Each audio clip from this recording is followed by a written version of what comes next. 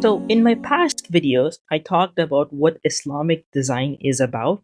I talked about how it differs from the worldview and the philosophy of the postmodern or the secular design philosophy. Now, the postmodern or the secular design philosophy is the default landscape. If you are going to learn design in any university, or from any university, or if you're going to enroll to any course out there, the most default thing that you'll be taught is, or you will assume, a secular or postmodern, sort of atmosphere or ecosystem, and then they'll teach you how the world works or how you should design according to that conception of the world. All right. Now, what Islamic design philosophy does, is that it's not just something that is halal or acceptable or legal. Now, let me explain what that means. Halal essentially means legal or acceptable or permitted according to the Sharia. Okay. Now, there are a lot of countries in the world that seemingly, sort of have applied this legal principle based on Sharia. But these are not entirely, sort of based on Sharia. They're certainly inspired by Sharia. What I mean by that is you could have a percentage of how much they actually are inspired by or based on Sharia. Because there are certain things like when it comes to the political matters, that's outsourced to a different entity that's outside the bound of Sharia. That's how the modern states or nation states kind of work. So that's a little bit about what the scope of the legal domains is within the Muslim majority countries. However, broadly speaking, halal essentially means acceptable or legal. Now, even if hypothetically you believe that your country or whichever country you believe has 100% of Sharia compliance, essentially Sharia only talks about things that are acceptable. Okay? What do I mean by this? Well, there's a lot of things within your country that is legal or acceptable by law, but they're not acceptable by the society. Okay? And the reason that exists is so that it doesn't harm other people from going about their things. I'll give you an example. All right. For you to be prosecuted by Sharia for, zina, right? You need to have three eyewitnesses for doing that particular act. Now, that is so difficult to do unless that is, at least, in my opinion, if you do this in public, right? So, does that mean that, doing zina in private is okay? No, because the purpose of Sharia is essentially to remind you and to ground yourself under the kingdomship of God. All right? Acceptance or pleasure of God is the primary reason you have those reasons or you have those rules and regulations. So, all in all, what I'm trying to say is you need to have a moral compass.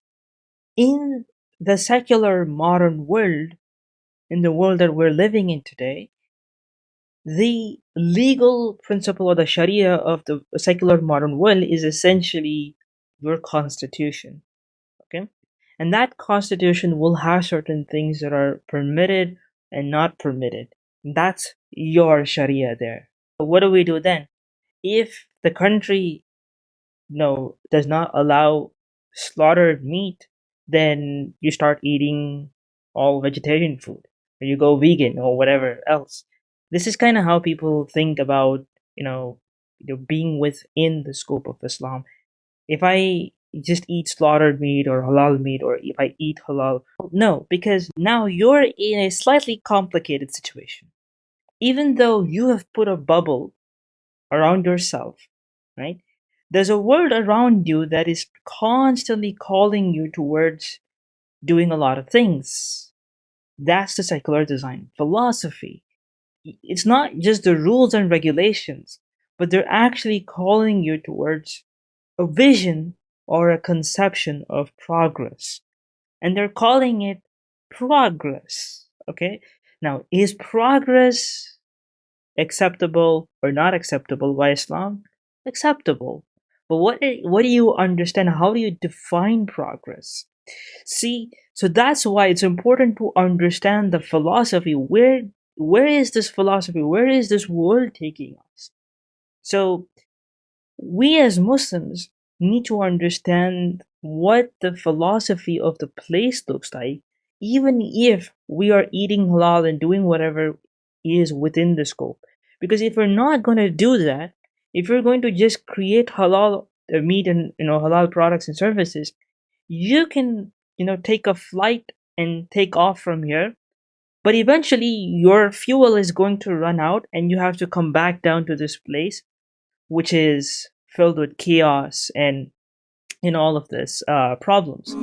So that's not a sustainable solution. What you gotta do is you gotta help the Muslims and non-Muslims alike, because remember, those are also the ummah of Prophet Muhammad sallallahu alaihi wasallam, right? Even if they are not Muslims right now, it's important we actually give them or inspire them the solution that Allah has wanted for them. It's our job to communicate that. Now, communication needn't happen only through speech, through text, through videos, or through talking.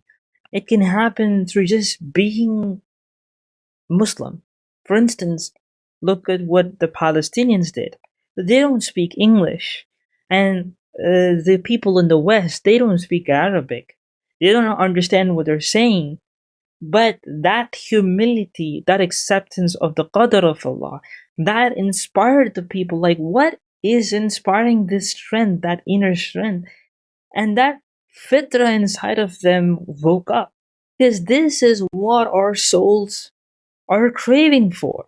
Now, we're born to different families with specific, backgrounds, cultural backgrounds, and languages.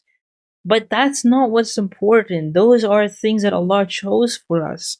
What's important is the path we take in getting closer to God. And when this window of opportunity came in, a lot of people took that. So communication doesn't always necessarily need to happen through speech and through text. Ask yourself, are you addressing the problems of the people, the big problems of the people, the traffic problems, the population crisis, the climate crisis, the economic problems? Are you joining the conversation, or are you just building a bubble and being on the side? So long as you don't come on the front and become the solution givers, nobody's going to pay attention to you, because you're just wanting to be in the bubble. And if you want to build a bubble, so long as your Sharia, your country is okay with that, then you can do that. But eventually, your country or whatever you're living in is going to come after you, because you're not contributing to its progress, to its development. So it's important we become contributing or productive people. But we have a certain vision for how we need to develop progress. This progress or development is not just all about having clean streets and tall buildings and fancy institutions that teach you fancy philosophies, aiming to liberate mankind from its nature. Okay? That nature that God has designed has a purpose. So if you get rid of the nature, you're also getting rid of its purpose. And now what you have is an animal wandering around with no purpose. That's not what Islam is all about. That could be their vision. And when we come in with our vision, it's important we communicate that properly, not just in thought, but also in practice. Now, how do we do this? We need to actually develop or organize an ecosystem, because it's not possible for one person to do everything. We want to work with each other, help each other, and do what we do really best, what we're designed for, what we're really good at. Okay? Because what we're doing now is not just to get rich off of each other and make us prosperous and let everybody become jealous of us. That's not the world we're looking for. We're not just trying to achieve dominance as a community. That's not what this world is about. We have a vision. We want to actually make world a better place. So I want to propose my solution to this. Okay, here's how we organize this. Now, what this looks like in practice may mean that you become a company owner. You will have hierarchies within your company, or you may join a company again. So within your organization, you may have the high level, lower level, upper level. All that's fine. But make sure whatever you do, sort of follows this organizational structure. So if you want to have, the Islamic worldview developing as an ecosystem, as an alternative, or as a solution to the problems that people are asking. Here's how I propose. Have a look at this pyramid. I personally didn't want to use pyramid. If given a chance, I would try to use some other shape because pyramid makes it looks like it's a rigid structure. But let this be clear: this is a fluid diagram, which means that at one point in time with one relationship in one context, you will be in the middle layer or the top layer or in the last layer. By no means is the lower layer less inferior or more inferior or superior to any of the layers. That's not what this diagram is all about. At the top layer, you have the narrative shifters or the narrative builders. These are the people who essentially talk about the solutions to the problems. Now, the way you create this narrative shifts can be through money, it can be through policy, it can also be through, essentially talking. And then you have the layers below that, the middle layer, which essentially interfaces between the layer at the top and the below. These you could call them as the translators. These could include people like the marketers or the lawyers or the policymakers even. Now again, the examples that I give can actually vary. What I wanted to do is I want you to understand the picture first, okay, rather than obsessing over the individual examples. Because in some cases, the policymakers could be at the bottom layer, and you can have the two layers above them. The middle layers, or the people who interface between these two layers, what they essentially do is that they capture the narratives that are happening in the upper layer. Right? So when they're talking about solutions, these are the people who are translating them into materials that people can consume, or people can actually pick up and build products and solutions, or the layers at the bottom can capitalize on. So for instance, these become trends and things that people can actually now understand. And let's develop a solution out of this. So for instance, the boycott movement gave birth to an app called the Boy Cat. Just one example. The layer at the bottom, right? These are the builders or the operators. These are the people who actually capitalize on the narratives and the movements that are going up there. Now, what these people do is then they go ahead and invest in the layers above them so that they not just continue to profit, but they essentially go ahead and invest this money into making the world more of a better place. So the layers at the bottom can interact with the layers at the top, can interact with the topmost layer. The topmost layers can require help like making a video, or can require any kind of things from the bottommost layer. Not to take this as a rigid structure. You can be at the topmost layer with one person, or in one kind of relationship, but then suddenly go at the bottommost layer. So this is not a rigid structure. As you can see why the layers at the bottom eventually, with them, with if they have a lot of money left, they might want to go ahead and influence change in another, for another problem that they actually have the opportunity to do so, which they can. I mean, they can take help of other people in a different problem, space there. Two more things to tell you, and one thing to leave you with. Number one, the higher you go on this pyramid, the more general knowledge, or the higher the abstraction is you need to have. So, for instance, If you go on the topmost layer, you don't need to understand about how the tools or the software or anything work. You need to have understanding about how the society works, how the world works, how essentially science, philosophy, mathematics, like the most foundational sciences, and also about the Quran, the Sunnah, and the Seerah, right? So this could be the scholars, the philosophers, and all of this. Now, I don't want to give you particular examples because, again, scholars can also come in the middle layer in certain cases. Okay, now when you talk about the middle layer, these are the people, the marketers, the researchers. These are the people who need to understand how to sort of spot the core ideas or where the world is moving, and help the layer at the layer below them to essentially capitalize on that. Okay, the layer at the bottom most will not need to know much about like the details about how the world should work and everything, but all those guys need to know is how to capitalize on that. Okay, you can see, even if you're at the bottom level of the pyramid, you can essentially contribute to this ecosystem. If you're in the middle layer, you can contribute. If you're in the top layer, you can contribute.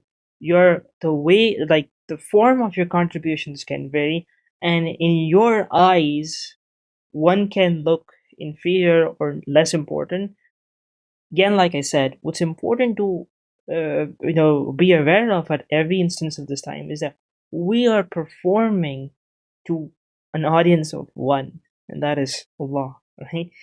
The second thing that you should know is, okay, all of these strategies or these diagrams, these look cool. Where am I taking all of this from, and what do I recommend you to essentially read up, listen to, or sit with to understand more about this? And the answer to that is the seerah of Prophet Muhammad sallallahu alaihi wasallam. The moment you take the opportunity to understand the seerah, right, you'll notice a couple of things happening. First, to understand the prophet, you have to understand the preceding prophets.